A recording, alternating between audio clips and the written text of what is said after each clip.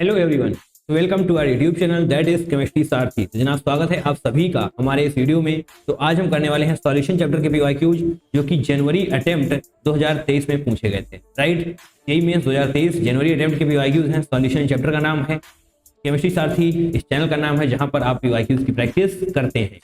Right, आप सभी को पता होना चाहिए कि सॉल्यूशन चैप्टर के पीवाईक्यूज आपको प्रैक्टिस करने ही करने हैं। राइट, डेफिनेटली करने हैं। तो जनाब सबसे पहले इस वीडियो के डिस्क्रिप्शन में जाइए, ये पीडीएफ को डाउनलोड करिए, उसको प्रिंट निकलवाइए, देन अकेले बैठकर टाइम बाउंड मैनर में सभी क्वेश्चंस को सॉल्व करिए। डेफिनेटली आपको काफी ज्यादा फायदा होने वाला है। चलिए फिलहाल के लिए हम इस वीडियो को शुरू करते हैं। क्वेश्चन नंबर 1, 24 जनवरी शिफ्ट 1 का ये क्वेश्चन है। ध्यान से देखना है। In the depression of freezing point experiment, in the depression of freezing point experiment, उससे रिगार्डिंग यहाँ पर 4 स्टेटमेंट दिए हुए हैं एंड आपसे पूछा गया है कि कौन से स्टेटमेंट सही है। राइट, तो डिप्रेशन ऑफ फ्रीजिंग पॉइंट का एक छोटा सा डायग्राम अगर हम बना लें तो आसानी रहने वाली है आपको। ग्राफ ऐसे, तो यहाँ पर तो वेपर प्रेशर हो जाएगा एंड यहाँ पर हो जाएगा टेम्परेचर। राइट, एक्स एक्सिस पर टेम्परेचर हो जाता है एंड वेपर प्रेशर हो जाने वाला है वाई एक्सिस पर। अब जनाब ध्यान से देखिए, ऐसा डायग्राम निश्चित तौर पर आपने पढ़ा होगा अगर आपने सॉल्यूशन चैप्टर पढ़ा है तो। राइट, फिर थोड़ी सी लाइन अच्छी नहीं बनी है, हम बनाएंगे लेकिन अच्छी ही। इस तरीके से फिर से अच्छी नहीं बनी है, जस्ट वन मोर टाइम। ठीक है जनाब, यस, ऊपर वाला है सॉल्वेंट। राइट, और जनाब नीचे वाली लाइन है सॉल्यूशन की। ओके, तो अभी आपको ध्यान से देखना है, ये समझ आ चुका है। अब स्टेटमेंट ए को पढ़िए। Vapour pressure of the solution is less than that of pure solvent. ध्यान से, vapour pressure of the solution is less than that of pure solvent. तो बिल्कुल ही सही लाइन है जनाब, यहाँ पर कोई भी गलती नहीं है। आप किसी भी पॉइंट पर देख लीजिए, सॉल्वेंट का वेपर प्रेशर ज्यादा होने वाला है in comparison to solution. Right, just a second, yellow pen लेकर आते हैं हम। आप इस पॉइंट पर देखिए, किसी भी पॉइंट पर आप देख सकते हैं वेपर प्रेशर ऑफ सॉल्वेंट ज्यादा ही होने वाला है वेपर प्रेशर ऑफ सॉल्यूशन से। तो option A, sorry statement A सही हो जाएगा। Vapour pressure of the solution is more than, नहीं ये गलत हो जाएगा। बी को देखिए, only solute molecule solidify at freezing point, only solvent molecule solidify at freezing point. बताइए जनाब, फ्रीजिंग पॉइंट पर सॉल्वेंट मॉलिक्यूल सॉलिडिफाई होते हैं या फिर सॉल्यूट मॉलिक्यूल सॉलिडिफाई होते हैं? अरे जनाब, जो सॉल्यूट पहले से ही है वो क्या सॉलिडिफाई होगा? राइट, सॉलिडिफाई पहले से ही हो चुका है सॉल्यूट मॉलिक्यूल्स पहले से ही सॉलिडिफाई हो चुके हैं, बट फ्रीजिंग पॉइंट पर सॉल्वेंट मॉलिक्यूल सॉलिडिफाई होंगे। दैट मीन्स स्टेटमेंट डी सही होगा एंड सी गलत हो जाएगा। ए एंड डी सही है, दैट मीन्स ऑप्शन नंबर 1 बिल्कुल सही होगा। कोई दिक्कत होनी नहीं चाहिए। यहाँ पर थोड़ी सी लाइन लिख देते हैं। सॉलिड मॉलिक्यूल ऑलरेडी सॉलिडिफाई पहले से ही थे, उसमें क्या है यार, सॉलिड तो पहले से ही फ्रीज होते हैं ना। Solute molecules are already freezed। सही है, सॉलिड मॉलिक्यूल तो पहले से ही फ्रीज होते हैं, तो जनाब सॉल्वेंट मॉलिक्यूल सॉलिडिफाई होंगे एट द फ्रीजिंग पॉइंट। आगे बढ़ें, एक्सप्लेनेशन दे दिया गया है, समझ में भी आना चाहिए। 24 जनवरी शिफ्ट 2 का जनाब ये क्वेश्चन है। The total pressure observed by mixing two liquids A and B. Okay, तो जब ए एंड बी लिक्विड को आप मिक्स करते हैं तो जनाब टोटल प्रेशर आता है 350 mm of Hg when their mole fraction are। Okay, तो ए के मोल फ्रैक्शन 0.7 है और बी के 0.3 है। The total pressure becomes 410 mm of Hg if the mole fraction are change to 0.2 and 0.8 respectively for A and B. Okay, अगर mole fraction change किया जाता है, मतलब ए का जो 0.7 था उसको 0.2 कर दिया गया है, बी का जो पहले 0.3 था उसको 0.8 कर दिया गया है, तो टोटल प्रेशर चेंज हो जाता है एंड हो जाता है 410 mm ऑफ Hg। तो आपसे पूछा गया है वेपर प्रेशर ऑफ प्योर ए। जनाब क्वेश्चन आसान है अगर आपको कैलकुलेशन आती है तो, क्योंकि जनाब यहाँ पर 2 इक्वेशन बनने वाली हैं एंड वही दोनों इक्वेशन को सॉल्व करके आंसर आएगा। राइट, तो चलिए बहुत ही अच्छी तरीके से हम करेंगे। यहाँ पर एक लाइन खींच दी जाए, तो इसके नीचे से हम क्वेश्चन नंबर 2 को सॉल्व करने वाले हैं। Right, the total pressure observed by mixing two liquids. Okay, तो हम मान लेते हैं, कुछ तो मानना पड़ेगा हमको। Late the vapour pressure of A, late the vapour pressure of liquid ए क्या होगा जनाब, पी ए नॉट, और लिक्विड बी का मान लीजिए पी बी नॉट। ग्रेट। अब क्या है, मोल फ्रैक्शन एक्स ए यहां पर मानेंगे हम मोल फ्रैक्शन जनाब। Let the mole fraction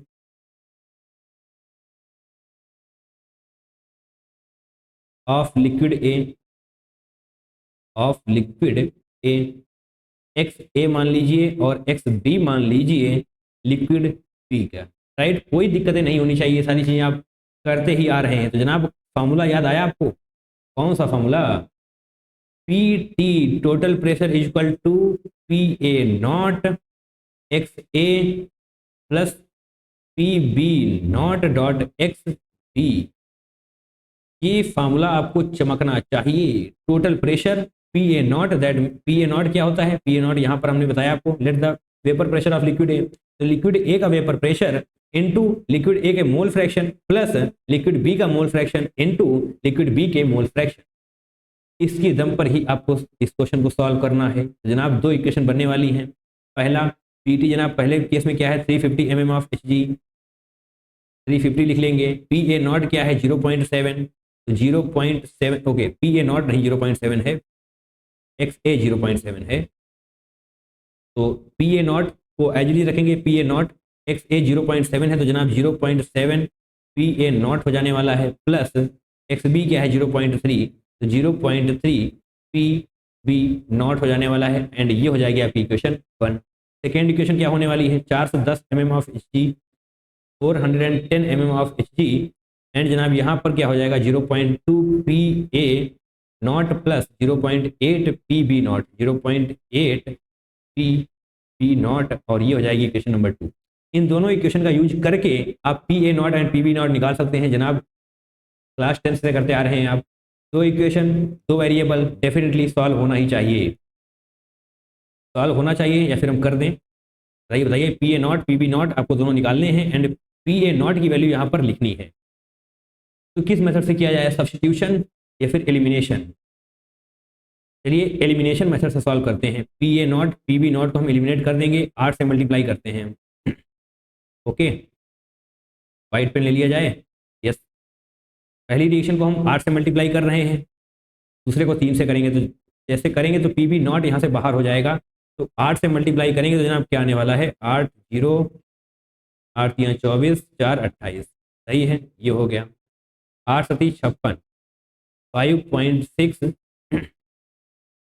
P A not and 2.4 P B not, ये आने वाला है। अब सेकेंड इक्वेशन को आप 3 से मल्टीप्लाई करिए, 3 चक्कू 12, ओके 3 ओके 1230, सही किया, बिल्कुल सही किया। 3 दूनी 6, 0.6 पी ए नॉट प्लस 3 अठे 24, that means 2.4 P B naught आ जाने वाला है। ग्रेट। अब इनको सब्सट्रैक्ट करिए जनाब। जब आप इनको सब्सट्रैक्ट करेंगे तो 1 माइनस यहाँ पर आएगा, माइनस यहाँ पर आएगा, माइनस यहाँ पर आएगा, तो ये दोनों कैंसिल आउट हो जाने वाले हैं। राइट, अब इसको घटाइए, 70 आएगा, 27 12 15 आ जाने वाला है। और यहाँ से क्या करेंगे आप, तो 5.6 माइनस 0.6, तो यहाँ पर 5 ही आ जाने वाला है पी ए नॉट। तो जनाब क्या आने वाला है 3 5 15 1 14, 314 करेक्ट आंसर हो जाने वाला है, क्योंकि आपसे पी ए नॉट की वैल्यू पूछी गई है तो आपने वही तो निकाली है अभी अभी। 314 314 mm of H ji, vapour pressure of pure A. P A not की वैल्यू क्या है 314 mm ऑफ एच जी। जनाब क्वेश्चन बहुत टफ नहीं है, कैलकुलेशन बहुत टफ नहीं है, कॉन्सेप्ट भी बहुत टफ नहीं है, क्वेश्चन क्रैक होना चाहिए। राइट, ये वाले फॉर्मूले आपको याद होने चाहिए, नहीं याद है तो रिवीजन की जरूरत है। चलिए आगे बढ़ते हैं, क्वेश्चन नंबर 3 को करते हैं। 25 जनवरी शिफ्ट 1 का जनाब ये क्वेश्चन है। ओहो, ग्राफ क्रैक करना पड़ेगा, यहाँ पर ग्राफ वाला क्वेश्चन है। The osmotic pressure of solution of PVC in cyclohexanone at 300 kelvin are plotted on the graph. The molar mass of PVC. Okay, तो ग्राफ की हेल्प से आपको क्वेश्चन क्रैक करना पड़ेगा, तो थोड़ा सा अच्छा क्वेश्चन हो जाता है ये। राइट, तो चलिए जनाब ग्राफ को क्रैक करते हैं। बहुत ही शिद्दत के साथ देखना है, एक बहुत ही अच्छा क्वेश्चन आपकी आंखों के सामने है। 3 से 4 बार इसकी प्रैक्टिस करनी ही करनी है, अदरवाइज समझ में नहीं आएगा। चलिए, पाई बाई सी लिखा हुआ है। पाई क्या है, ऑस्मोटिक प्रेशर, सभी को पता है पाई ऑस्मोटिक प्रेशर होता है। सी क्या है, बताइए सी क्या है जनाब, पहली नज़र में आपने देखा तो क्या लगा, मोलैरिटी है। देखिए दोबारा से देखिए, एक बार फिर देखिए क्या है ये, सी जनाब मास कंसंट्रेशन हो जाएगा यहाँ पर। क्या बोल दिया मैंने, ये सी मास कंसंट्रेशन है ना कि मोलैरिटी, क्योंकि जनाब मोलैरिटी में तो मोल पर लीटर यूनिट होती है ना, मोलैरिटी की यूनिट क्या होती है, मोल पर लीटर। बट यहाँ पर क्या है, मोल पर लीटर आपको कहाँ पर नजर आ रहा है, एटीएम पर ग्राम लीटर है जनाब, मोल पर लीटर होती है यूनिट मोलैरिटी की। बट यहाँ पर सी क्या हो जाएगा, सी हो जाएगा मास कंसंट्रेशन। तो पहली नज़र में जो लगता है वो होता नहीं है, पर्सनल लाइफ से रिलेट नहीं करना है इस चीज़ को, जो मैंने बोला मास कंसंट्रेशन हो जाएगा सी। ओके, तो जनाब चलिए फॉर्मूला लिखते हैं, phi equal to I C R T होता है ना, phi equal to I, this side में लिखते हैं क्योंकि बड़ा क्वेश्चन है जनाब, जगह तो हमको काफ़ी ज़्यादा चाहिए होगी। यहाँ पर लिखते हैं, बहुत अच्छा क्वेश्चन है। फाई इक्वल टू आई सी, सी यहाँ पर नहीं लिखेंगे, यहाँ पर हम मोलैरिटी लिख लेते हैं क्योंकि जो फॉर्मूले में सी होता है उसका मतलब होता है मोलैरिटी, बट जो इस पर्टिकुलर क्वेश्चन में सी यूज हो रहा है उसका मतलब है मास कंसंट्रेशन। तो यहाँ पर हम मोलैरिटी लिख लेंगे सी के बजाय, right, R into T, R into T, great. अब इसको सॉल्व करिए, आई को एज इट इज रखिए, मोलैरिटी को आप क्या लिख सकते हैं, moles upon volume, moles upon volume लिखा जा सकता है तो एन बाई पी कर देंगे, आर टी, ठीक है।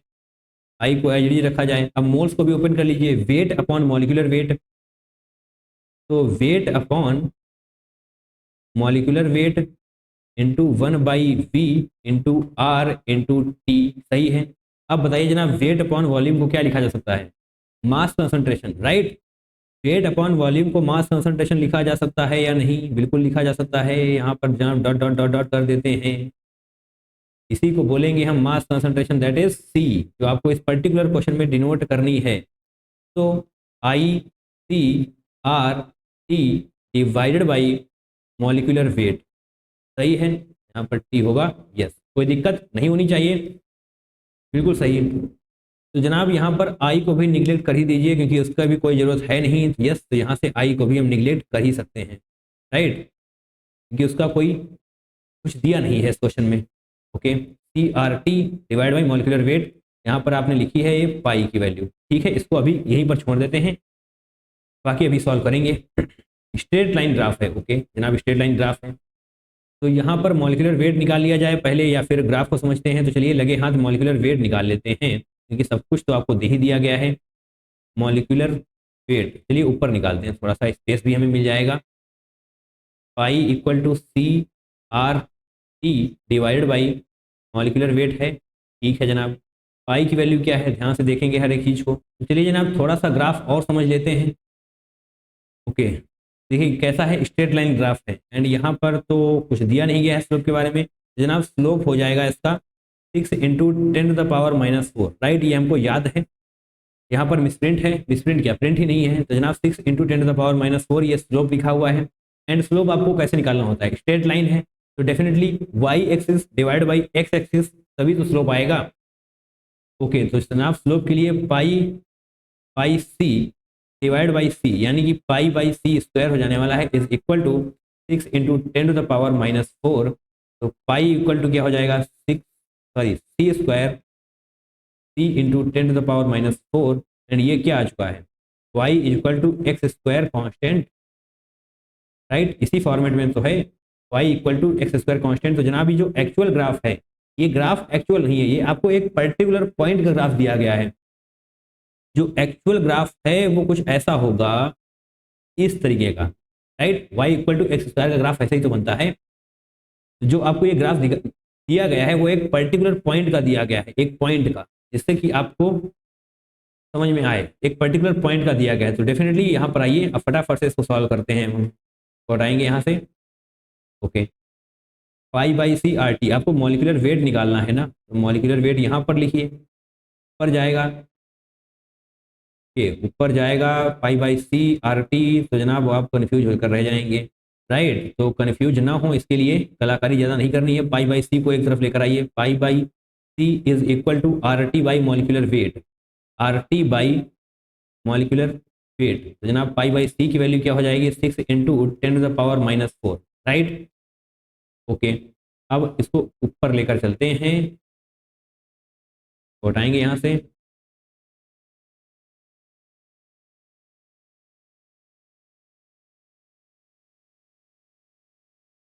यस। तो मॉलिक्यूलर वेट अब क्या होगा, मॉलिक्यूलर वेट इस तरफ आप लेकर आ जाएंगे 6, यानी कि are T divide by 6 into 10⁻⁻4 होगा। आर क्या है, लिखा हुआ है, जो लिखा है वही लिखना है, 0.083, 0.083 ये हो जाएगी आर। और टी क्या है, टेम्परेचर जनाब क्या है, 300 केल्विन, यस 300 केल्विन, ये जनाब हो जाएगा temperature, divided by molecular weight divide by 6 into 10⁻⁻4, 6 into 10⁻⁻4, right. अब जनाब इसको सॉल्व करिए, ये हटाएंगे जवाब तो जनाब 3 जीरो नीचे आ जाने वाले हैं। ओके, सही है। कैसे हटाइए इसको, 6 पंचे 30, 50 आ जाने वाला है। अब जनाब ये 4 जीरो, ओके ध्यान से देखना है कोई भी गलती ना होने पाए, एक जीरो से ये वाला जीरो जाएगा, और ये 2 जीरो 10⁻⁻4 को 10⁻⁻2 में कन्वर्ट कर देंगे, एंड 10⁻⁻2 जब ऊपर जाएगा तो 10⁻+2 हो जाने वाला है। जनाब 83 इंटू 5 इंटू 100 होगा, 5 इंटू 3, 5 15, 5 अठे 40 और 1 41, ये आपका करेक्ट आंसर हो गया है 41500। तो 41500 ग्राम पर मोल आपका सही आंसर होगा, राइट। ध्यान से देख लेना, यूनिट की तरफ भी ग्राम पर मोल में ही पूछा गया है, तो यस 41500 आपका करेक्ट आंसर हो जाने वाला है। कॉन्फिडेंस होगा तभी आप ये लिखकर आ पाएंगे एग्जाम में, राइट। अदरवाइज आपको लगेगा इतना बड़ा आंसर कैसे आ जाएगा, आएगा जनाब आएगा, जब आप सॉल्व करेंगे तो आएगा। तो बेहद ही शानदार क्वेश्चन है, ग्राफ से क्रैक करना पड़ेगा, राइट। ओके, प्रैक्टिस करनी है 3 से 4 बार इसकी जरूर से जरूर। आगे बढ़ते हैं, फिलहाल के लिए क्वेश्चन नंबर 4 को करते हैं। 25 जनवरी शिफ्ट 2 का जनाब ये क्वेश्चन है, और ये कैसा क्वेश्चन है, the number of pairs of the solution having the same value of osmotic pressure, okay osmotic pressure same, ओहो 5 दिए हुए हैं, 5 सॉल्यूशन दिए हुए हैं, एंड आपको बताना है कि इसमें से कितने हैं जिनकी ऑस्मोटिक प्रेशर की वैल्यू सेम है। तो कॉन्सेप्ट बिल्कुल भी टफ नहीं है, pi is equal to ICRT, बस ये कॉन्सेप्ट है। बट लेंदी क्वेश्चन है, टाइम टेकिंग है, आपके टाइम कंज्यूम करने के लिए ही ये क्वेश्चन आया है। 5 सॉल्यूशन है, चलिए करते हैं। ए वाले को सबसे पहले करेंगे, ए पाई इक्वल टू ICRT सभी में यूज होगा, तो बार बार उसको लिखने की जरूरत हम नहीं समझेंगे, ठीक है जनाब। C2H5, okay assume 100% ionisation, okay that's good. But आपको I that is van't Hoff factor के बारे में पता होगा तभी आप क्रैक कर पाएंगे, ओके। तो C2H5OH के केस में आई इक्वल टू 1 होने वाला है, क्योंकि जनाब ये होता है non electrolyte. Pi is equal to ICRT, तो ICRT, तो चलिए जनाब RT को अभी के लिए हम इग्नोर करके चलते हैं, क्योंकि सभी में RT है, तो उसकी कोई वैल्यू बचेगी नहीं, राइट। क्योंकि आपको तो नंबर ऑफ पेयर्स इक्वल वाले पता करने हैं ना, तो RT दोनों तरफ ही आएगा, तो वो तो इक्वल होने ही वाले हैं। तो I एंड C का एक्चुअल गेम है, C बोले तो मोलैरिटी, तो I and C that is van't Hoff factor into molarity का असल गेम है, ओके। तो ए में यहीं पर सॉल्व कर लेते हैं, वहां पर आपको बार बार स्क्रीन ऊपर नीचे करके देखनी पड़ेगी। तो पहले केस में क्या है, 0.500 इंटू 1, राइट, क्योंकि वेंट ऑफ फैक्टर C2H5 का 1 होता है, मोलैरिटी दे दी गई है। अब यहाँ पर देखिए 0.25 इंटू 2, यहाँ पर K प्लस BR माइनस इस तरीके से अलग होगा, that means van't Hoff factor की वैल्यू 2 आने वाली है। जब आप इसको सॉल्व करेंगे तो क्या आएगा, सेम ही आएगा ना जनाब, 0.5, एंड यहाँ पर भी तो 0.500 ही आने वाला है, दैट मीन्स ए टिक कर दीजिए, क्योंकि ए में सेम ही वैल्यू है वेंट ऑफ फैक्टर, सॉरी पाई ऑस्मोटिक प्रेशर की, ओके। अब बी की बारी है, K4 FeCN, ओके। तो यहाँ पर actual game went Hoff factor का ही, अगर आप वेंट ऑफ फैक्टर को सही से क्रैक कर लेते हैं तो डेफिनेटली इस क्वेश्चन में कुछ भी नहीं रहा है, राइट, ओके। तो बी वाले को देखते हैं, यहाँ पर K कैसे ब्रेक होगा, ये वाला 4K प्लस में ब्रेक होगा, एंड FeCN 6 माइनस में ब्रेक होगा, राइट, या 4 माइनस लिख लेते हैं, इस तरीके से ब्रेक होगा। दैट मीन्स आई की वैल्यू यहाँ पर 5 होने वाली है, इस केस में आई की वैल्यू 5 होने वाली है, वेंट ऑफ फैक्टर 5 होगा, तो 0.1 इंटू 5 करना पड़ेगा हमको, तो इसकी वैल्यू क्या आने वाली है, 0.5 ही आ जाएगी, सही है। और यहाँ पर 0.1, ओके 0.1 इंटू FeSO4, यहाँ पर भी तो जनाब 5 आएगी वेंट ऑफ फैक्टर की वैल्यू, यहाँ पर भी 5 ही आने वाली है, दैट मीन्स इसकी भी वैल्यू 0.5 ही होने वाली है, तो बी वाला भी सही हो जाएगा यहाँ पर। ठीक है जनाब, सी पर आते हैं। 0.04 अभी अभी आप निकाल कर आए हैं, वेंट ऑफ फैक्टर की वैल्यू क्या है, 5 है। ठीक है, 0.05 मोलैरिटी हो जाएगी, 5 वेंट ऑफ फैक्टर की वैल्यू, 25, 0.25 ऑस्मोटिक प्रेशर की वैल्यू यहाँ पर आ जाएगी। सही है।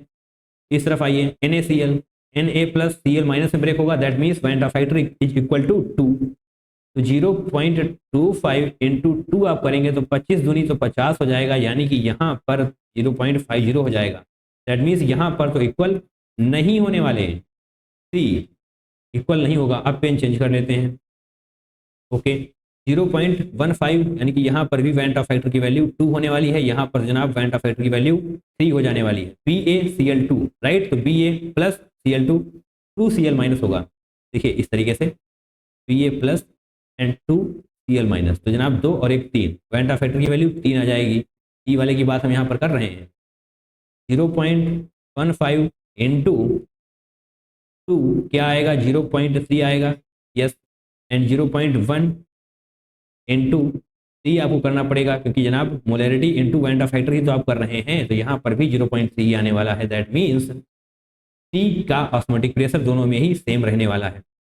ई में जनाब KCl.MgCl2.6H2O, ओके, तो इसका वेंट ऑफ फैक्टर समझ लेते हैं सबसे पहले, कैसे होगा, K प्लस क्लोरीन यहाँ पर है, ओके 3Cl माइनस हो जाएगा, 3Cl माइनस और Mg2 प्लस, तो जनाब आई की वैल्यू यानी कि वेंट ऑफ फैक्टर की वैल्यू यहाँ पर 5 हो जाने वाली है, 0.02 इंटू 5 होने वाला है, तो इसको जब सॉल्व करेंगे तो क्या आएगा, 0.1 आ जाएगा। ग्रेट, इसको करते हैं 0.05 इंटू KCl, तो इसके वेंट ऑफ फैक्टर क्या होगा, K plus Cl minus that is 2, 2 पंचे 10, तो यहाँ पर भी दैट मीन्स ये वाला भी सही होगा, राइट। तो 4 ऐसे हैं जिनका ऑस्मोटिक प्रेशर सेम होने वाला है, तो यहाँ पर हम 4 लिख देंगे। बढ़िया है क्वेश्चन, कॉन्सेप्ट भले ही टफ ना हो, बट यस अगर आपको वेंट ऑफ फैक्टर आते हैं तो ये क्वेश्चन आसान है, पर फिर भी आपको 3 से 4 मिनट हो सकता है कि लग जाएं इस पर्टिकुलर क्वेश्चन में। सही है, चलिए जनाब आगे बढ़ेंगे अब हम। चलिए क्वेश्चन नंबर 5 को भी कर लेते हैं, जो कि 25 जनवरी शिफ्ट 2 में पूछा गया था।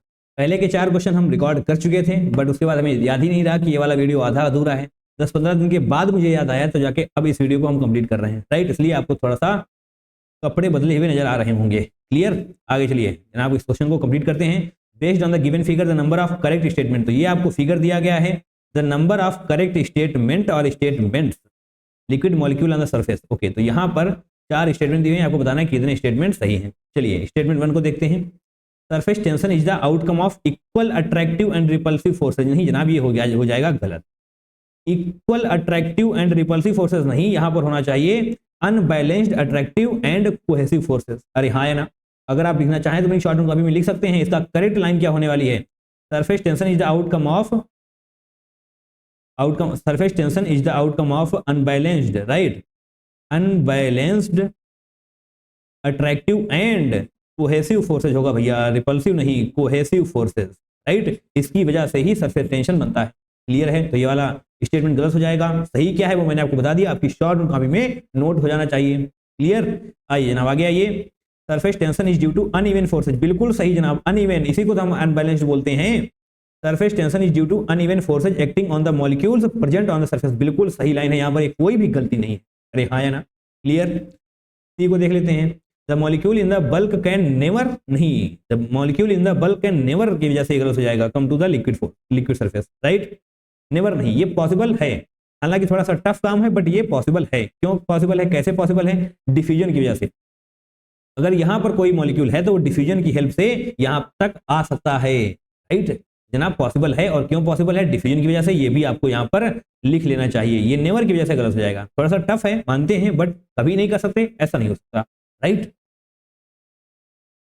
क्लियर हो रही ना बातें, यस, स्टेटमेंट सी भी गलत हो जाएगा, सॉरी गलत हो जाएगा, नेवर लिखा हुआ है ना, तो गलत हो जाएगा। स्टेटमेंट डी पर आइए, the molecules on the surface are responsible for vapour pressure, बिल्कुल सही। If the system is a closed system, तो बिल्कुल सही स्टेटमेंट है ये, कुछ भी यहाँ पर एक भी गलती नहीं है। तो दो स्टेटमेंट बिल्कुल सही है, तो यस यहाँ पर आपको लिखना पड़ेगा ट्रू। गुड, सही है, कोई दिक्कत नहीं है। चलिए आगे बढ़ते हैं, क्वेश्चन नंबर 6 को कर लेते हैं, जो कि 29 जनवरी शिफ्ट 2 में पूछा गया था। Solid lead nitrate is dissolved in 1 litre of water, solid lead nitrate है जिसको डिजॉल्व किया गया है 1 लीटर वाटर में। The solution was found to boil at 100.15 degree centigrade, when 0.2 mole of NaCl is added to the resulting solution, it was observed that the solution froze at -0.8 degree centigrade. क्या आपको question समझ में आ रहा है? आना चाहिए जनाब, आना चाहिए। The solubility product of PbCl2, तो आपसे सॉल्युबिलिटी प्रोडक्ट पूछ लिया गया है PbCl2 का। क्वेश्चन बहुत ही शानदार है, स्टेप वाइज समझेंगे तो निश्चित तौर पे आपको समझ में भी आने वाला है, जल्दबाजी करेंगे तो भ्रमित हो जाएंगे। क्लियर है, इसको मार्क कर लीजिए, निश्चित तौर पे आगे आपको इसका रिवीजन करना ही करना है। तो चलिए अब शुरू करते हैं। आपके पास क्या था?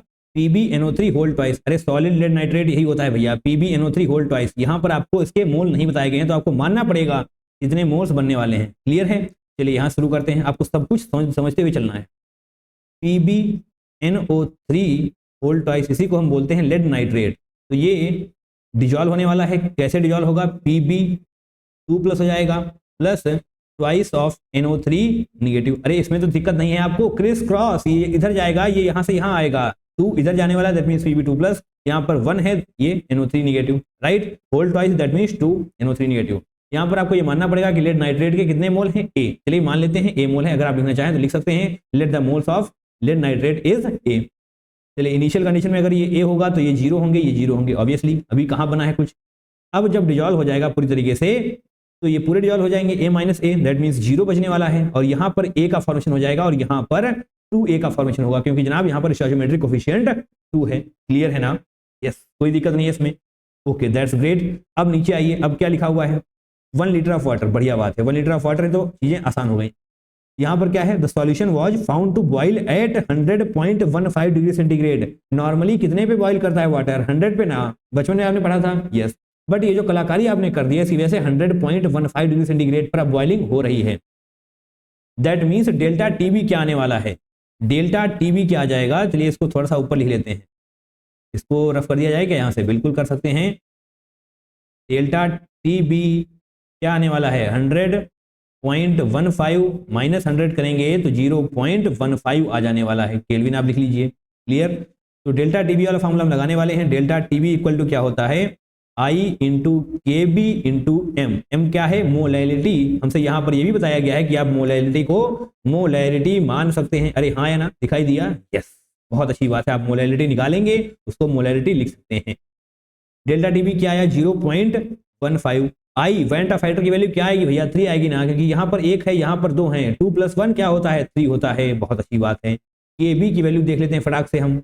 KB की वैल्यू क्या है? 0.5। KB 0.5 है, बहुत अच्छी बात है। 0.5 मोलैलिटी आप निकालेंगे और मोलैलिटी लिख सकते हैं, राइट। 5 × 15 दैट मीन्स 0.1 आ जाने वाला है। आप कैलकुलेट करके देख सकते हैं, 0.1 मोल्स आ जाने वाले हैं। मोलैरिटी लिख दें क्या हम? बहुत ही, हाँ जी हाँ बिल्कुल, मोलैरिटी 0.1 मोलैरिटी, 0.1 मोलर आने वाला है। इसका क्या मतलब हुआ? मोलैरिटी का फॉर्मूला पढ़ा है ना आपने, molarity equal to moles of solute upon volume of solution. अरे हाँ है ना, यही तो होता है। वॉल्यूम ऑफ सॉल्यूशन आपको बता दिया गया है, 1 लीटर वाटर है, that means molarity equal to moles आप कर सकते हैं। अरे हाँ है ना, कर सकते हैं ना। अगर वॉल्यूम 1 लीटर सॉल्यूशन हो चुका है तो क्या दिक्कत है मोलैरिटी को मोल्स लिखने में? दैट मीन्स 0.1 मोल्स हो जाने वाले हैं, यानी कि A की वैल्यू क्या है? 0.1। अरे हाँ या ना, कोई दिक्कत तो नहीं है इसमें। A इक्वल टू 0.1 हो जाने वाला है, that means A equal to 0.1 हो जाएगा, तो ये 0.1 और ये 0.2 हो जाएगा। क्लियर है ना? दूसरे पिन का यूज करते हैं और इसको यहाँ पर थोड़ा सा लिख लेते हैं। A 0.1 आ चुका है, दैट मीन्स यहाँ पर 0.1 आप लिख देंगे, 2 × A दैट मीन्स 0.2 हो जाएगा। क्लियर है? पहली लाइन को आपने सॉल्व कर लिया। अब आते हैं नीचे, when 0.2 मोल ऑफ NaCl। अब भैया NaCl को भी ऐड कर दिया गया है रिजल्टिंग सॉल्यूशन में। ओके, NaCl को भी ऐड कर दिया गया, जी हाँ। चलिए यहाँ पर लिख लेते हैं, when NaCl is also added, when NaCl is added। Clear? NaCl को ऐड किया गया है, आपको NaCl के मोल दिए हुए 0.2 हैं। NaCl कैसे टूटेगा? Na+ प्लस Cl निगेटिव में। अरे हाँ है ना, यहाँ पर 0.2 मोल्स आपको दिए गए हैं, इनिशियल कंडीशन में 0 होंगे, बाद में 0 ये हो जाने वाले हैं, 0.2 ये हो जाएंगे, 0.2 क्लोरीन के भी हो जाने वाले हैं। कोई दिक्कत है इसमें? नहीं, 0.2 मोल दिया गया था इसलिए हमने लिख दिया है। अब आपसे क्या कहा गया है? It was observe that the solution froze at -0.8 degree centigrade. बचपन में आपने पढ़ा था कि बर्फ कितने में जमती है, अरे सॉल्यूशन सॉरी वाटर कितने में फ्रीज होता है? 0 डिग्री सेंटीग्रेड पे ना, बट ये जो कलाकारी आपने कर दी है इसकी वजह से -0.8 डिग्री सेंटीग्रेड पर फ्रीजिंग हो रही है। That means delta T F क्या आने वाला है? डेल्टा टी एफ क्या आने वाला है? 0.8 आएगा ना, 0 से आप इसको हटाएंगे तो 0.8 ही तो बचेगा। आप इसको सॉल्व करके देख सकते हैं। Delta T F equal to 0.8 आ चुका है, इसको आप होल्ड पे रखिए क्योंकि अभी आप उस फॉर्मूले का यूज नहीं कर सकते क्योंकि आपको मोल्स नहीं पता है। क्यों मोल्स आपको क्यों नहीं पता है? क्योंकि यहाँ पर और भी काफी चीजें आ चुकी हैं। क्लियर? तो इसको होल्ड पे रखेंगे, आगे बताया जाएगा आपको कैसे सॉल्व करना है। आपसे कहा गया है solubility product of PbCl2। Clear है? सॉल्युबिलिटी प्रोडक्ट ऑफ PbCl2, तो यहाँ पर क्या हम एक लाइन खींच दें इस प्रकार से? यस, इस प्रकार से लाइन खींच देने वाले हैं। तो आपको समझ में आना चाहिए कि अभी आपको इसके अंदर ही रहना है। ओके, PbCl2, तो Pb2 प्लस 2Cl निगेटिव जो आप करेंगे तभी तो आपको मिलने वाला है PbCl2। बताइए क्या इसमें रॉकेट साइंस है? नहीं, कुछ भी नहीं है। तो Pb2 प्लस के कितने मोल्स हैं आपके पास? देख लीजिए यहाँ पर 0.1 ना, अरे दिखाई पड़ रहे हैं ना, Pb2 plus 0.1 moles. Clear? Initial condition में ये है तभी आपका PbCl2 का फॉर्मेशन होगा। अब Cl निगेटिव कहाँ पर है? Cl निगेटिव यहाँ पर, दैट मीन्स इसके कितने मोल हैं? 0.2। अब इससे मत कंफ्यूज होना, यहाँ पर 2 है तो यहाँ पर इसको मल्टीप्लाई करने लग जाना। नहीं भैया, मल्टीप्लाई वगैरह नहीं करते हैं यहाँ पर। क्लियर? इनिशियल कंडीशन में ये 0 होने वाले हैं, फिर कुछ भी बनेंगे वो अभी अभी आपको बताते हैं। राइट? यहाँ पर आप मान लेंगे, देखिए कितना ये जाएगा, 0.1 माइनस एक्स कर लेते हैं, 0.2 माइनस 2x हो जाएगा। यहाँ पर जो बनेगा उसको बाद में निकालते हैं। फिर 2Cl निगेटिव है ना, दैट मीन्स स्टोइकियोमेट्रिक कोएफिशिएंट 2 है, तो जितना डिसोसिएट होगा उसको आप 2 से मल्टीप्लाई कर रहे होंगे। अरे हाँ या ना, करेंगे ना, दैट मीन्स 0.2 माइनस 2x हो जाने वाला है। ये है कितने, किसके मोल्स हैं? ये Cl निगेटिव के, और यहाँ पर Pb2 प्लस। तो जो आपके पास सॉल्यूशन होने वाला है, देखिए ये सॉल्यूशन है, आपने सब कुछ इसी में तो ऐड किया है। पहले आपके पास क्या था? सॉलिड लेड नाइट्रेट था, उसमें ही आपने 0.2 मोल ऑफ NaCl ऐड किया है, रिजल्टिंग सॉल्यूशन। तो यहाँ पर क्या क्या आ चुका है इस सॉल्यूशन में? कई सारी चीजें अभी आपके पास हैं। Pb2 प्लस Cl निगेटिव, और क्या है? और भी तो कुछ है, NO3 निगेटिव भी है। ओहो, NO3 निगेटिव भी है और साथ में Na प्लस भी है। इतनी सारी चीजें हैं आपके सॉल्यूशन में, तो इन सभी के मोल्स को आप ऐड करेंगे तभी तो निकाल पाएंगे डेल्टा TF। अरे हाँ या ना? यस, बिल्कुल सही बात है। जब तक इन चारों को आप ऐड नहीं करेंगे, क्योंकि भैया एक ही सॉल्यूशन में ये सब कुछ है, ऐसे बना देंगे हम तो आप समझ जाएंगे कि ये सॉल्यूशन ही है। क्लियर है? यानी कि इन चारों के मोल्स को ऐड करिए तब जाकर आप मोलैलिटी निकाल पाएंगे इसकी। सॉल्युबिलिटी प्रोडक्ट के लिए भी आगे आपको कुछ और करना पड़ेगा। क्लियर है? चलिए यहाँ से शुरुआत करते हैं। 0.8 ये हो जाएगा डेल्टा TF ना। आई की वैल्यू क्या हो जाएगी? वेंटा फैक्टर 1 होगा ऑब्वियसली। 1 इंटू KF की वैल्यू कहाँ से आ जाने वाली है? KF 1.8 है, KF की वैल्यू 1.8 है। अब आप नंबर ऑफ मोल्स यहाँ पर ऐड करेंगे, सभी के नंबर ऑफ मोल्स। राइट? अभी आपको ये अगर लग रहा है कि number of moles per directly क्यों आ गए, तो आपको बताना चाहेंगे कि आपसे पहले बताया जा चुका है कि मोलैलिटी इक्वल टू मोलैलिटी है। राइट? दैट मीन्स आप यहाँ पर जो मोलैलिटी लिखी हुई है इसको आप मोलैलिटी बोल सकते हैं इस पर्टिकुलर क्वेश्चन में। क्लियर? और आपको ये भी बताया गया है कि 1 लीटर ऑफ वाटर है, that means volume of solution 1 है, 1 लीटर। तो आप molality equal to number of moles कर सकते हैं। अरे हाँ या ना? अभी अभी थोड़ी देर पहले भी आपने किया हुआ है, कोई भी डाउट ना रहने पाए। और अगर आपको ये समस्या है कि I इक्वल टू 1 हमने क्यों लिख दिया, क्योंकि जनाब यहाँ पर डिसोसिएशन हो रहा है। अरे हाँ या ना? डिसोसिएशन में वेंटा फैक्टर 1 ही तो होने वाला है। अच्छा जी, यानी कि मोलैरिटी के लिए आपको नंबर ऑफ मोल्स का एडिशन करना पड़ेगा। तो चलिए Pb2 प्लस के कितने मोल्स हैं? Pb2 प्लस के ये मोल्स हो जाएंगे 0.1 माइनस एक्स। बहुत ही ध्यान से हर एक चीज को समझते हुए चलना है। एक यहाँ पर बड़ा ब्रैकेट लगा लेते हैं। क्लियर है? अब आइए 0.1 माइनस एक्स ये हो जाएगा Pb2 प्लस का। ऐड करते हैं Cl निगेटिव। Cl निगेटिव कहाँ पर है भैया? ये है Cl negative. 0.2 minus 2x, 0.2 minus 2x इसका हो जाने वाला है। अब क्या बात? NO3 negative. NO3 निगेटिव कहाँ पर है? ये रहा NO3 निगेटिव। इसके कितने हैं? 0.2। अरे हाँ है ना, यही तो है 0.2 है। 0.2 प्लस करेंगे। अब किसकी बारी है? Na प्लस की। Na प्लस कहाँ पर है? ये 0.2 हो जाने वाला है। 0.2 सभी के मोल्स लिख लिए गए हैं, इसको आप 0.2 ओके यस, सभी के मोल्स लिख लिए गए हैं, इसको आप ऐड करिए। x की वैल्यू निकल कर आने वाली है, क्या आएगी? चलिए 0.8 यहाँ पर हो जाने वाला है। 1.8 को एज इट इज रखते हैं अभी के लिए। ओके, अब इसको सॉल्व करिए। क्या आने वाला है? 0.1 minus x, 0.2 minus x, 0.2 plus 0.2। यहाँ पर ऐड होने वाला है 2 2 4 2 6 1 7, यानी कि 0.7 आ जाने वाला है। देन -3x, अरे हाँ है ना, यही तो आएगा।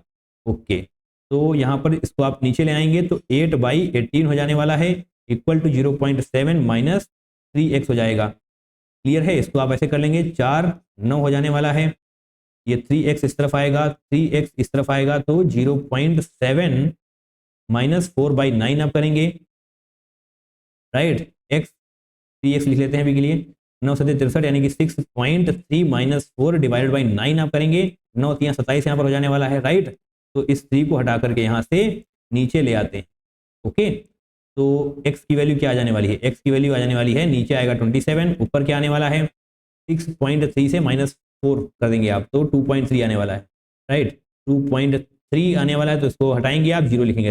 एट द एंड 23/70 आपको मिल जाने वाला है x की वैल्यू। अरे हाँ या ना, x की वैल्यू 23/270 आ चुकी है। ओके, बहुत अच्छी बात है, यानी कि अब आप एग्जैक्टली मोल्स को पता कर पाएंगे, राइट। आपसे कहा गया है केएसपी बोले तो सॉल्युबिलिटी प्रोडक्ट ऑफ PbCl2 पता करना है आपको। ओके, अब हम अपने क्वेश्चन को खत्म करने वाले हैं बहुत ही जल्दी। केएसपी के लिए आपको क्या करना पड़ेगा, आइए। केएसपी आपने ये पढ़ा है क्या? आयनिक इक्विलिब्रियम, अगर केमिकल इक्विलिब्रियम जैसे चैप्टर आपने पढ़ लिए हैं तो निश्चित तौर पे आपको इस पे मास्टरी हासिल हो चुकी होगी। केएसपी के लिए आपको देखिए क्या करना होगा, Pb2 + 2Cl नेगेटिव है ना, इसके मोल्स आप करेंगे, आइए जनाब करके दिखाते हैं आपको।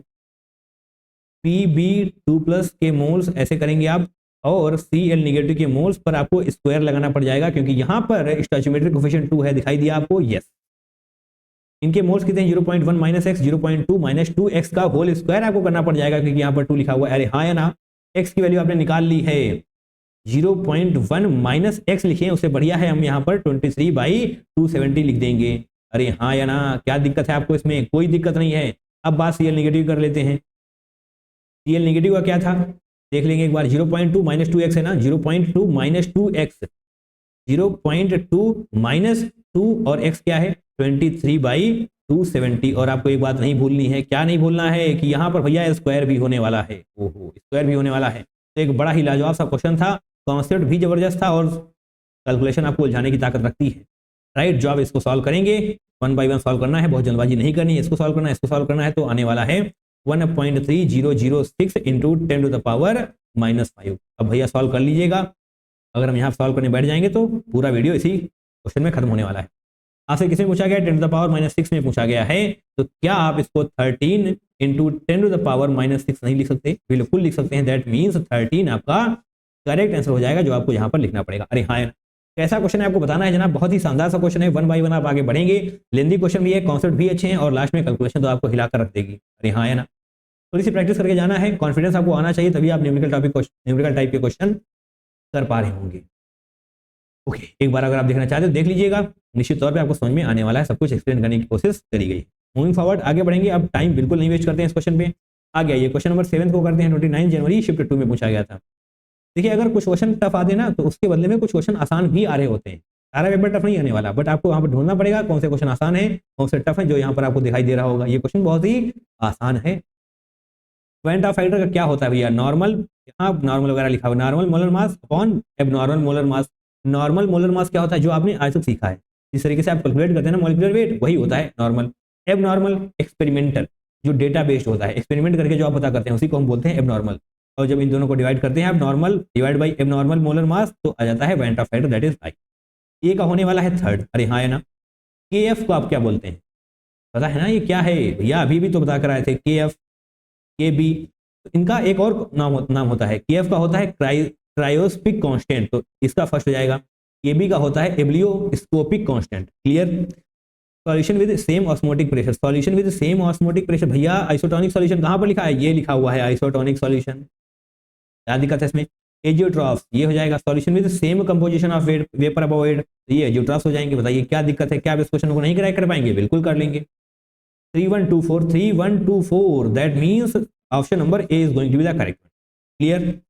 आगे बढ़ना चाहिए हमको, बिल्कुल। क्वेश्चन नंबर 8 29 जनवरी शिफ्ट 2 में पूछा गया था। यहाँ पर क्या है, osmosis, osmosis, reverse osmosis, electro osmosis, electrophoresis कर सकते हैं ना इसको। ऑस्मोसिस क्या है भैया, पढ़ा है ना। ऑस्मोसिस का मतलब होता है सॉल्वेंट के मॉलिक्यूल सेमी परमिएबल मेम्ब्रेन के थ्रू सॉल्यूशन की तरफ जा रहे हैं। आई रिपीट, सॉल्यूशन की तरफ जा रहे हैं। ऑस्मोसिस के केस में सॉल्यूशन की तरफ जाते हैं, सॉल्वेंट मॉलिक्यूल्स पास through semipermeable membrane towards solution side. अरे हाँ या ना, यही तो लिखा हुआ है। ए का हो जाएगा थर्ड। रिवर्स ऑस्मोसिस में ये उल्टा हो जाता है, दैट मीन सॉल्यूशन की तरफ नहीं, अब सॉल्वेंट की तरफ जाने वाले हैं।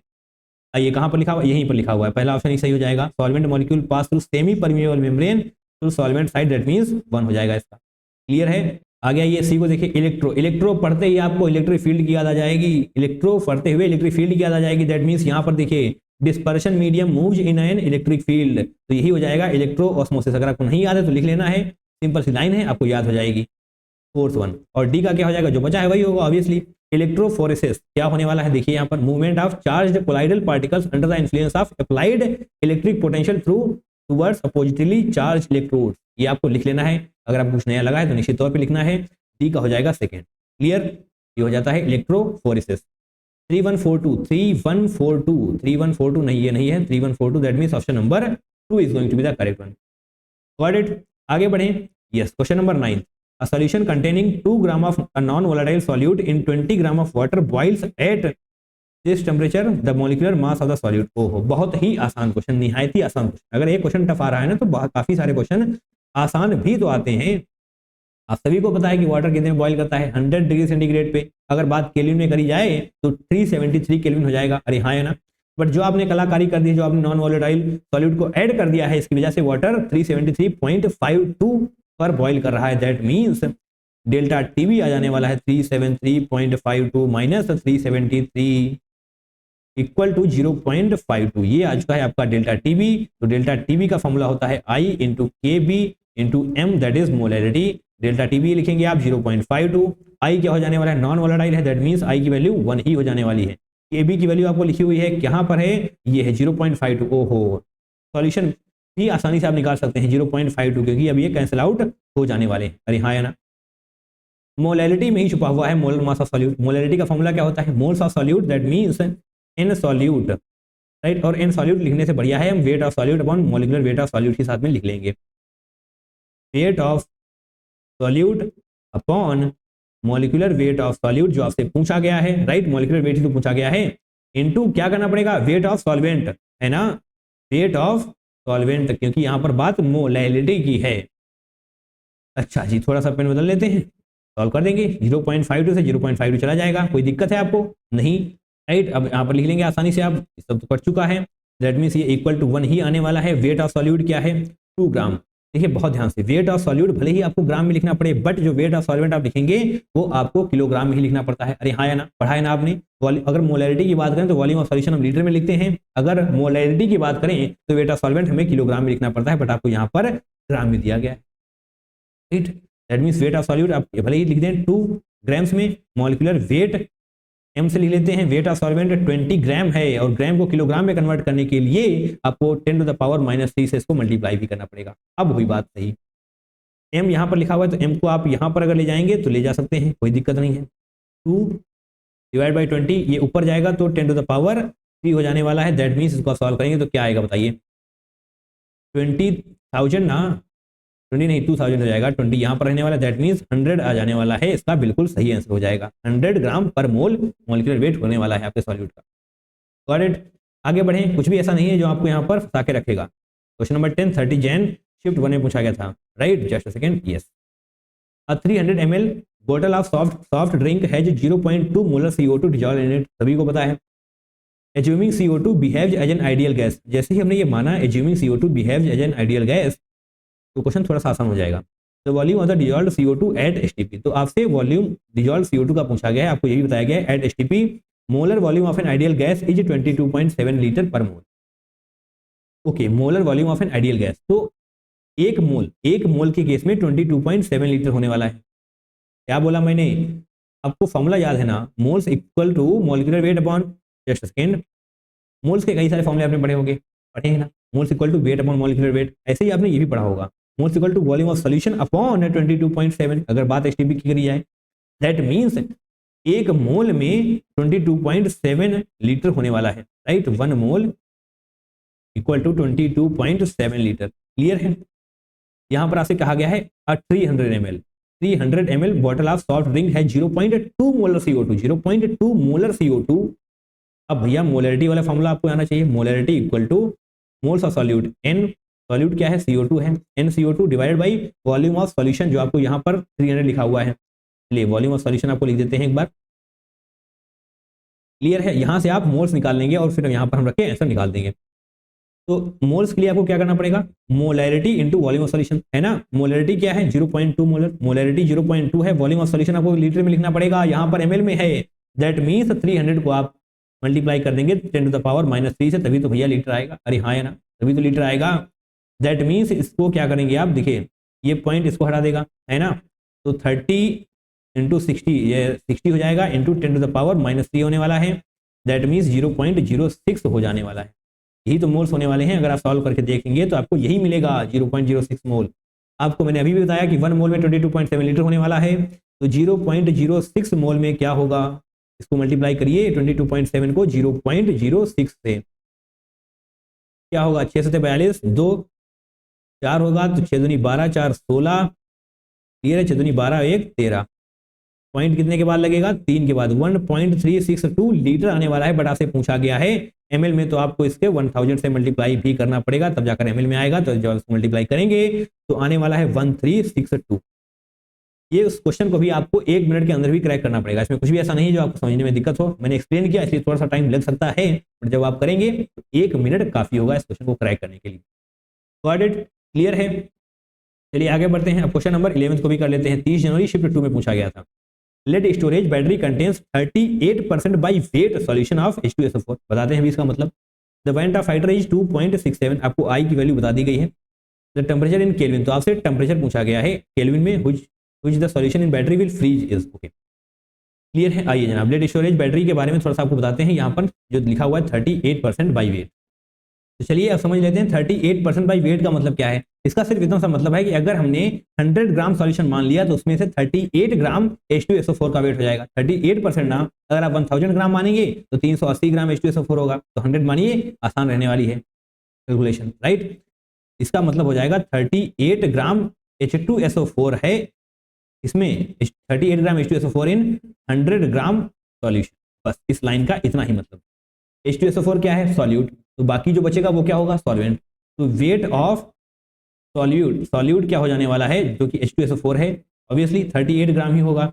तो वेट ऑफ सॉल्वेंट क्या होगा। अब भैया हम सॉल्वेंट के वेट के पीछे क्यों पड़े हैं, क्योंकि हमें फॉर्मूला लगाना है डेल्टा TF का, और वहां पर हमें वेट ऑफ सॉल्वेंट की जरूरत पड़ेगी, तो 62 ग्राम्स आ जाने वाला है। अरे 100 माइनस 38 करेंगे तो 62 ही तो आएगा। बिल्कुल बिल्कुल बिल्कुल। Delta TF equal to I into KF into M करेंगे आप, क्लियर है। डेल्टा TF क्या आने वाला है, डेल्टा TF हमको निकालना है, राइट। डेल्टा TF हमको निकालना है। I की वैल्यू 2.67 आपको दी गई है, weight of factor, into KF क्या है 1.8 मोलैलिटी के लिए आपको क्या करना पड़ेगा, moles of solute upon weight of solvent करेंगे ना। तो मोल्स ऑफ सॉल्यूट यानी कि नहीं, मोल्स ऑफ सॉल्यूट तो निकाल नहीं पाएंगे आप, कि बताया नहीं गया है। तो weight of solute upon molecular weight of solute हमको करना पड़ेगा। वेट ऑफ सॉल्यूट क्या होने वाला है 38 ग्राम ना, वेट ऑफ सॉल्यूट 38 ग्राम हो चुका है, बहुत ध्यान से देखना है, राइट।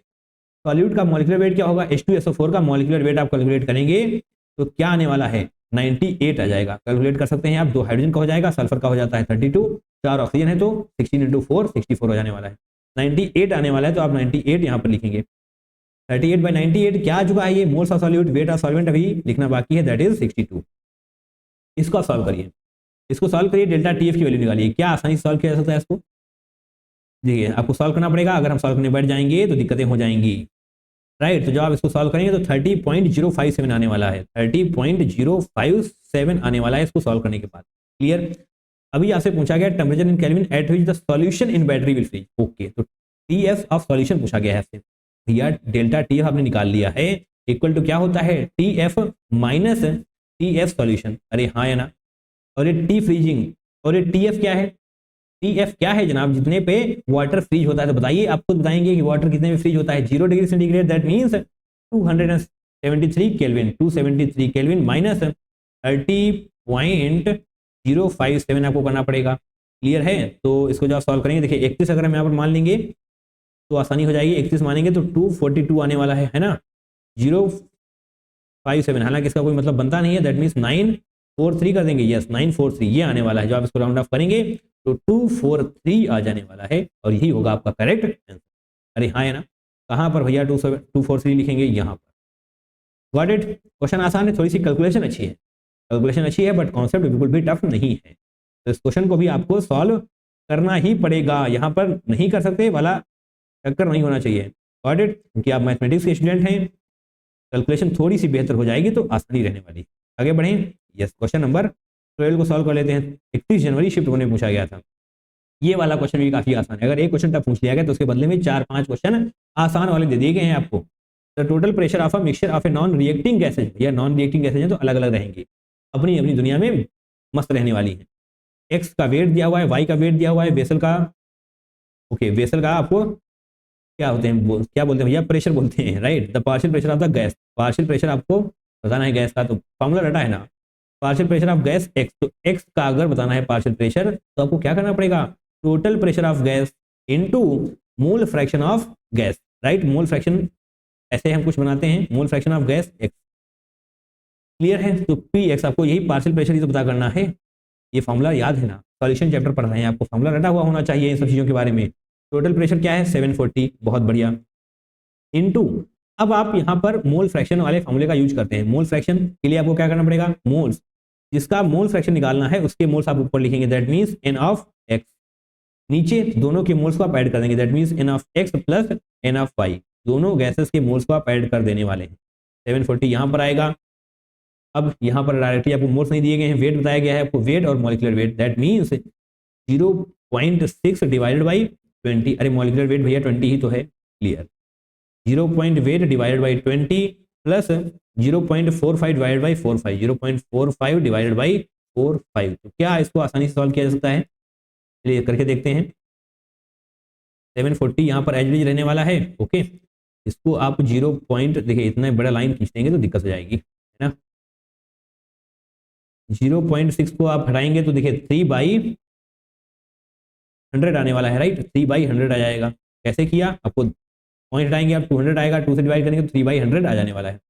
यहाँ पर भी 3/100 होगा, तो यहाँ पर भी 3/100 होने वाला है। प्लस आप करेंगे, क्या करेंगे, प्लस 1/100, ओहो 1/100, दैट मीन्स 4/100 आने वाला है। 4/100 बोले तो 1/25। अरे हाँ या ना, 1/25 यहाँ पर आप डायरेक्टली लिख सकते हैं, 1/25 हम लिख सकते हैं। इसको आप सॉल्व करेंगे तो जस्ट अ सेकेंड, आसानी से सॉल्व किया जा सकता है इसको।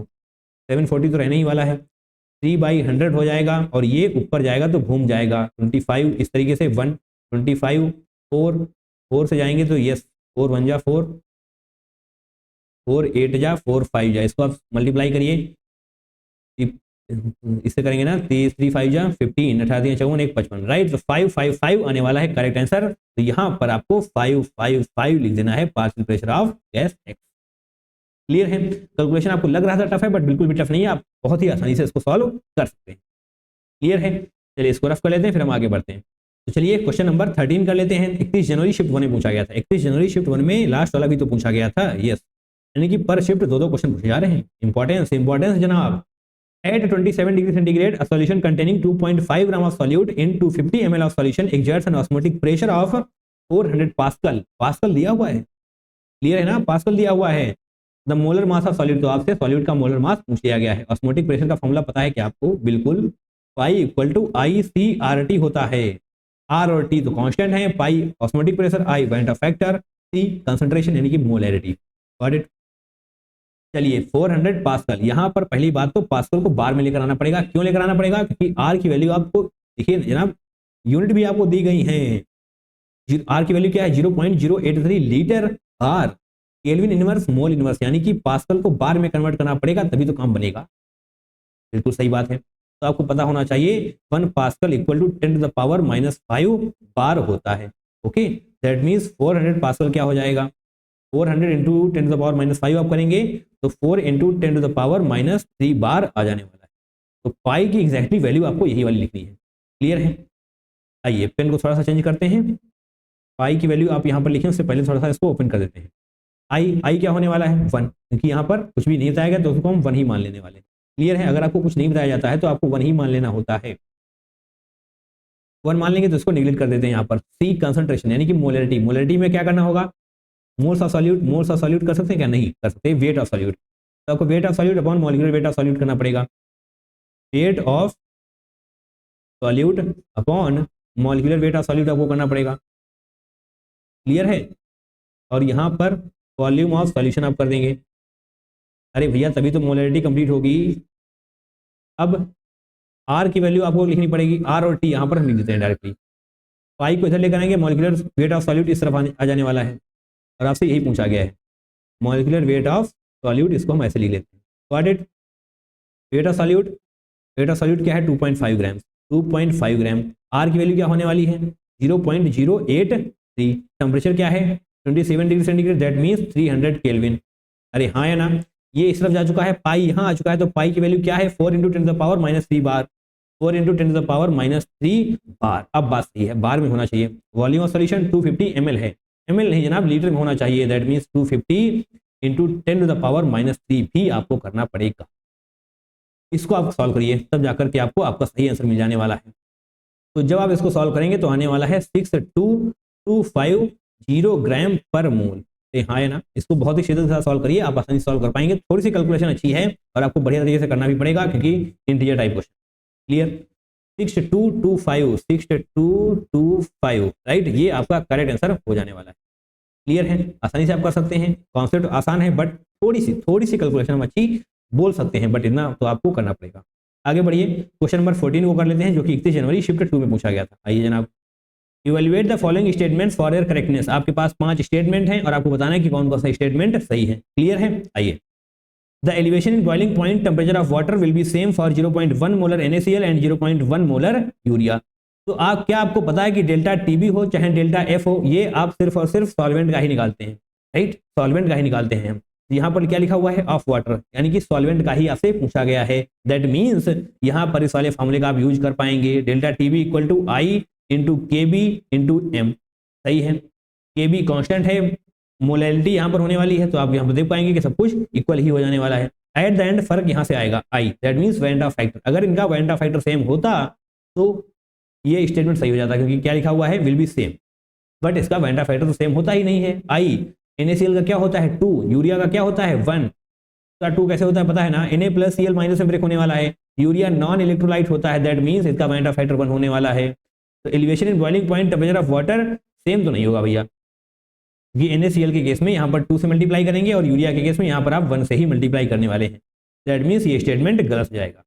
क्लियर है? आपको ये जरूर पता होना चाहिए था कि डेल्टा टीबी हो चाहे डेल्टा टीएफ हो, हम सॉल्वेंट का ही निकालते हैं, भले ही वहां पर सॉल्यूट मॉलिक्यूल्स अपना प्रभाव छोड़ते हों, बट हम सॉल्वेंट मॉलिक्यूल्स का ही delta TB and delta TF निकालते हैं। आगे बढ़े। Yes, azeotropic mixtures boil without change in their composition. तो क्या आपने ये वाला डायग्राम देखा है? बहुत ध्यान से जनाब इसको देखना है, इस तरीके से, राइट?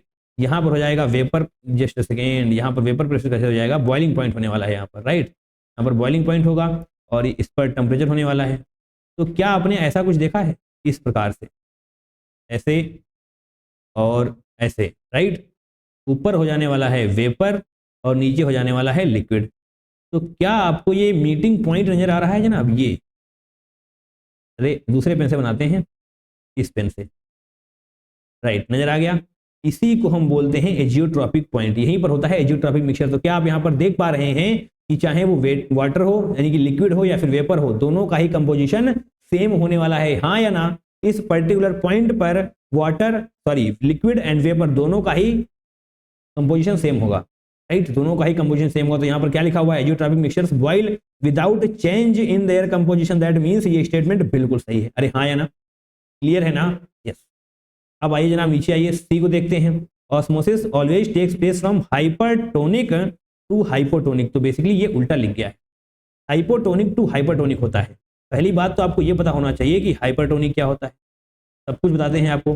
हाइपरटोनिक इसमें सॉल्यूट की कंसंट्रेशन ज्यादा हो, सॉल्यूट कंसंट्रेशन हाई होनी चाहिए, राइट? हाइपोटोनिक क्या होगा?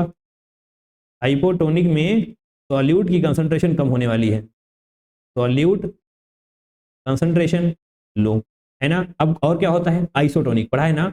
आइसोटोनिक यानी कि यहाँ पर कंसंट्रेशन सेम होने वाली है सॉल्यूट की, सॉल्यूट कंसंट्रेशन सेम। ये सारी बातें आपको रटी हुई होनी चाहिए, है ना। और आपको ये भी पता होना चाहिए कि जो ऑस्मोसिस होता है वो लो सॉल्यूट कंसंट्रेशन से हाई सॉल्यूट कंसंट्रेशन की तरफ मूव करता है। क्या बोला मैंने? ऑस्मोसिस लो सॉल्यूट कंसंट्रेशन से लो सॉल्यूट कंसंट्रेशन से मूव करने वाला है किसकी तरफ? हाई सॉल्यूट कंसंट्रेशन की तरफ।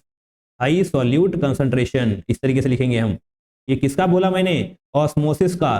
तो अब आप देख पाएंगे यहां पर हाइपरटोनिक हाइपोटोनिक क्या होने वाला है। लो सॉल्यूट कंसंट्रेशन बोले तो hypotonic, hypotonic to hypertonic, right. Hypotonic solute concentration low ना, हाइपोटोनिक टू हाइपरटोनिक। बट यहां पर क्या लिखा हुआ है? Hypertonic to hypotonic. भैया उल्टा लिख गया है ये, यानी कि ये हो जाएगा गलत। क्लियर है ना। अब क्या बात, अब स्टेटमेंट डी को देख लेते हैं। The density of 32% H2SO4 solution having molarity 4.09 molar is approximately. तो यहां पर आपको डायरेक्टली फॉर्मूला याद होना चाहिए। क्या? Density equal to molarity into molecular weight of solute, molecular weight of solute divided by weight of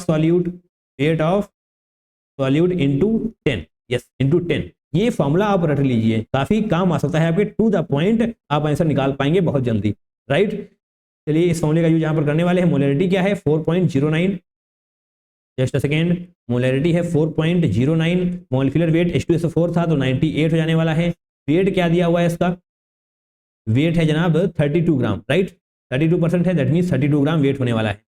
32 ग्राम, क्योंकि 100 ग्राम हम मान लेने वाले हैं सॉल्यूशन को, राइट। और 10, तो इसको आप डिवाइड करिए। कैसे करेंगे? 320 नीचे हो जाएगा।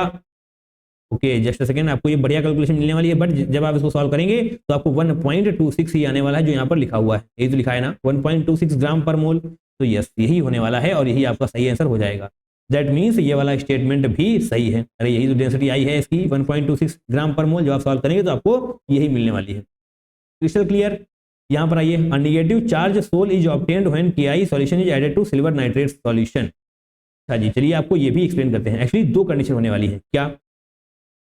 When KI solution is added to silver nitrate solution, पहली कंडीशन। दूसरी, when silver nitrate solution is added to KI solution। आइए जनाब, आइए, पहली कंडीशन क्या है?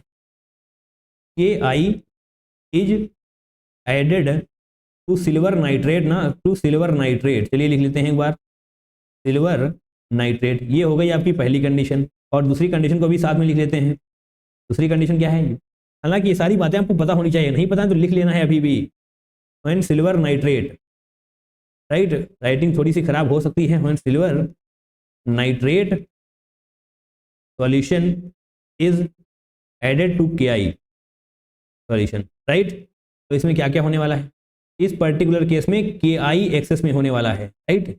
इसकी बात कर रहे हैं हम। KI is added to silver nitrate, that means KI is in excess. अगर KI एक्सेस में है तो सॉल्यूशन में आपको I नेगेटिव आयन मिलने वाले हैं। I नेगेटिव आयन सॉल्यूशन में ज्यादा होंगे, सॉल्यूशन में ज्यादा होंगे, राइट।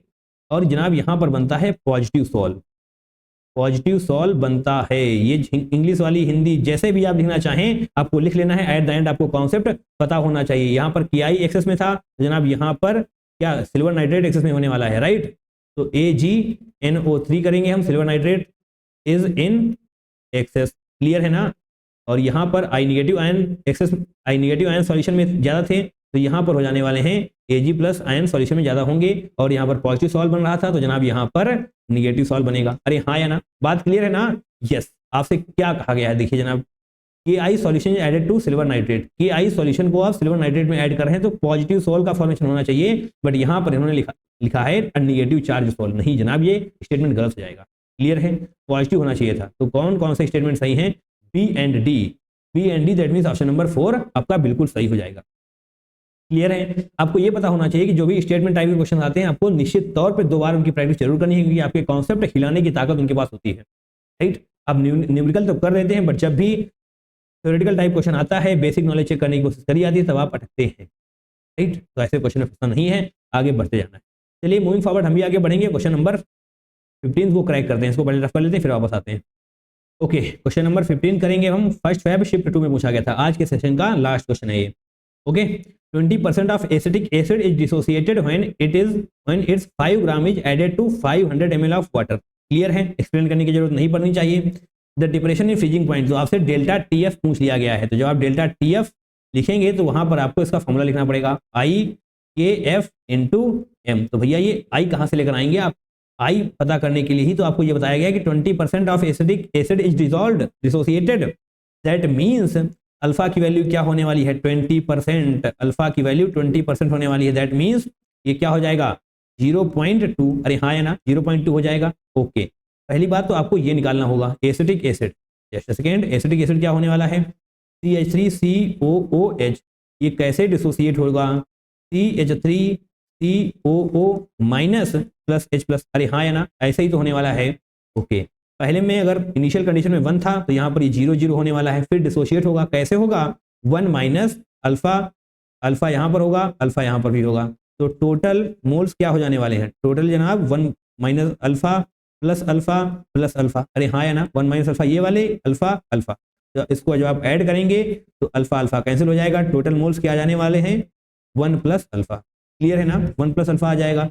अल्फा आपको यहाँ पर अभी भी आपने निकाल लिया है 0.2, ये एक्चुअली आई की वैल्यू ही है, right? Total mole that means I की वैल्यू क्या हो जाएगी? 1 प्लस अल्फा, यानी कि 1 प्लस 0.2 दैट मींस 1.2 आ जाने वाला है आई की वैल्यू। अरे हाँ है ना, वेंटा फैक्टर 1.2 आपको मिल चुका है। तो बताइए क्या दिक्कत है? अब इस क्वेश्चन को आप सॉल्व नहीं कर पाएंगे क्या?